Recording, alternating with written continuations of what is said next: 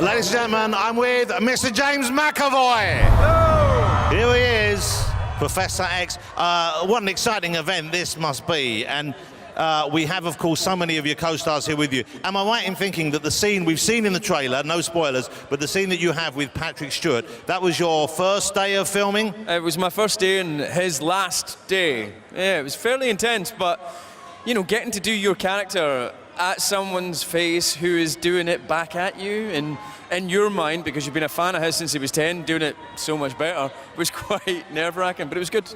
You and Michael, I think, and you're going to blush now, are considered two of the finest screen actors of your generation. Wow. You're working here with two of the finest screen and stage actors of the previous generation. Did you feel you had to up your game? Was there any element of competition?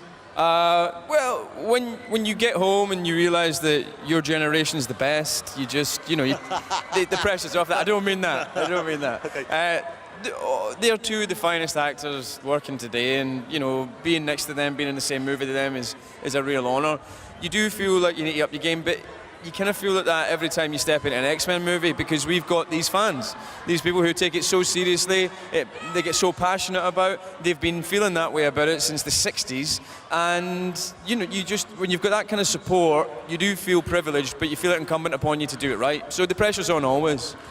Professor X, as played by you, you have a slick new set of wheels. I hesitate to call it a wheelchair, it's even better. How was that to work with? Were you actually controlling that device? I was, yeah. There's no brake on it. You just have to kind of take your finger off the power and gauge when it stops, so I came a cropper quite a lot. I didn't actually ask Sir Patrick how he used to get on it, but I knocked a few people over. And you know that bridge that goes out to Cerebro? I nearly took a header off it 3 or 4 times. Yeah, and I did actually think I knocked Hugh Jackman off it once. Okay, that was obviously deliberate. Obviously, he was getting way too much camera time. Hugh's not here. He has the reputation as being one of the nicest men in show business. There must be one bad habit you can share with us. Oh, well, it's not even a bad habit, but he does like a sing-song in his trailer. So we were all running about having a game of BB Wars one day, and from his trailer I could just hear him saying, "He's like the son I might have known," and it was the most surreal kind of Hollywoody movie experience I've ever had. I still want to see Wolverine doing the show tunes. Wolverine show tunes? Well, he has actually committed to the internet, him singing a Wolverine-based version of Bring Him Home. It is brilliant. What's next for you?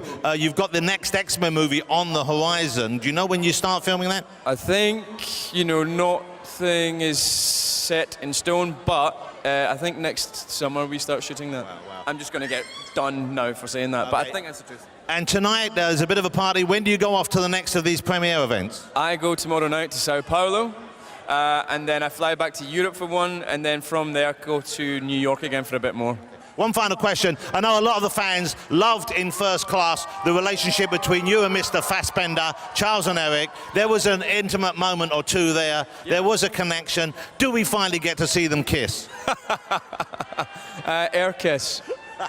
Air kiss and Eskimo kiss. Yeah. You know, if you're air kissing him, he can use his brain to pull you closer. You know that. It's a good one. He can try. He can keep trying. He's going to need to buy me dinner a few more times first. Ladies and gentlemen, James McAvoy!